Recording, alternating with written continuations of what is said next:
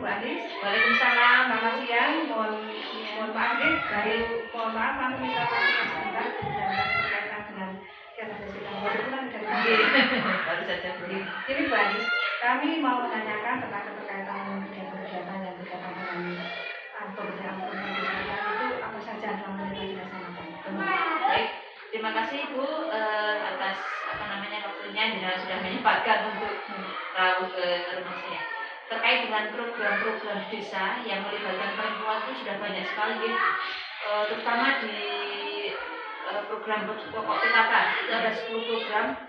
Itu mulai dari PJ1 itu sudah ada program yang sudah dijalankan itu keterlibatan orang tua dalam penanganan remaja ini, pola asuh remaja dalam PKR. Kami juga sudah mengundang BNN waktu ini untuk bahaya narkoba dan miras itu di meja 1. Kemudian terkait dengan meja 1 itu keagamaan. Keagamaan itu juga tokoh wanita di desa Ketikang ini sudah berjalan, ada selawanan juga.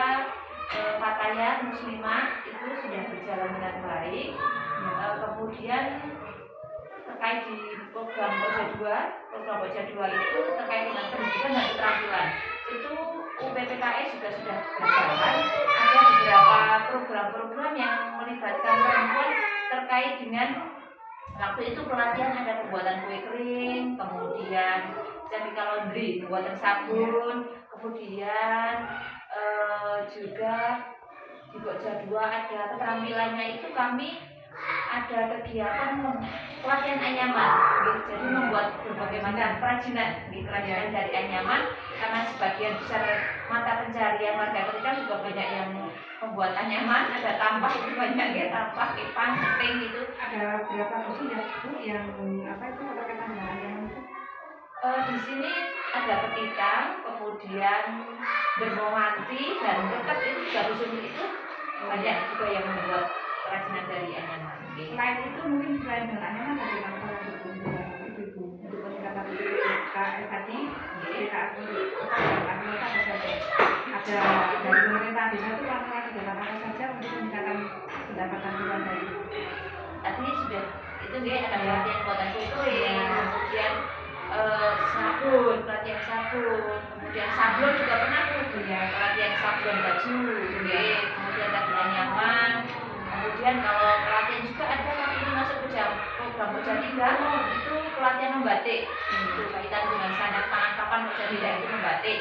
Kalau di Pokja 3 yang lain itu kaitannya dengan pemanfaatan lahan. Ibu-ibu sudah memanfaatkan lahan hatinya PKK itu untuk ditanami macam-macam sayuran, tanaman obat, apotek hidup, warung hidup itu dan itu. Selain itu juga pemanfaatan lahan selain tidak hanya di pertaniannya saja sayurannya, tapi juga untuk peternakan. Ada yang dijadikan kolam lele, nilang, juga ada ternak ayam juga ada di sekitar kanan kiri lahan rumah itu di program Pokja 3. Kemudian di program Pokja 4 itu kaitannya dengan perencanaan sehat, pelestarian lingkungan hidup itu PHBS perilaku hidup bersih dan sehat juga sudah terlaksana dengan baik. Ada gerakan menyapu bersama ibu-ibu itu setiap hari Jumat. Selain itu juga Pestaku itu ada gerakan 1 menit menyapu yang memang program yang dicanangkan Bapak Kepala Desa. Jadi ibu-ibu itu setiap pagi, setiap jam 7 itu ada yang setengah 7, ada yang jam 7 itu serentak menyapu masing-masing rumah sendiri dengan Pestaku. Kemudian setiap Jumat yang bersama-sama.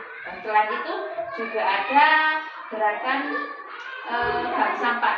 Bank sampah yang dikelola oleh PSRT, penggiat sampah rumah tangga itu juga ibu-ibu juga yang terlibat di sana. Jadi setelah ibu-ibu itu menyapu, yang punya sampah disetorkan ke bank sampah. Itu dikelola bank sampah, ada tabungannya dan tabungan ini dibagi 1 tahun sekali sebelum Lebaran. Ya Bu, terus keterkaitan dengan Pokja 4 tadi untuk posyandu gimana Bu? Apa sudah rutinitas, ada posyandu, ada posyandu integrasi itu sudah sampai belum? Sudah. Posyandu Wanita, dengan PKB, dengan PAUD, dengan TK, sudah ada FIU atau belum? Untuk dengan BKB, BKL lansia itu juga sudah berjalan dengan baik.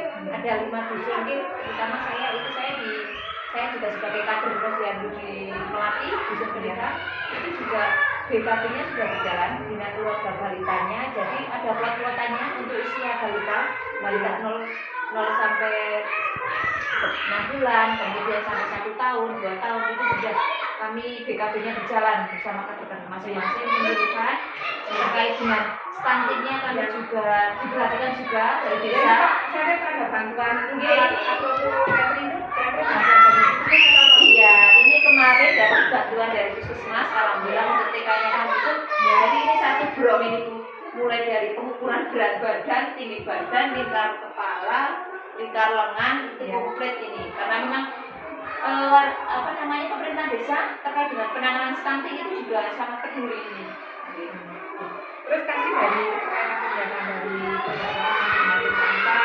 ada kegiatan keagamaan, ada kegiatan latihan dan ada stunting dan lain sebagainya. Itu kira-kira pemerintah desa itu gimana untuk pelaksanaan ini? Dukungan dari pemerintah desa gimana?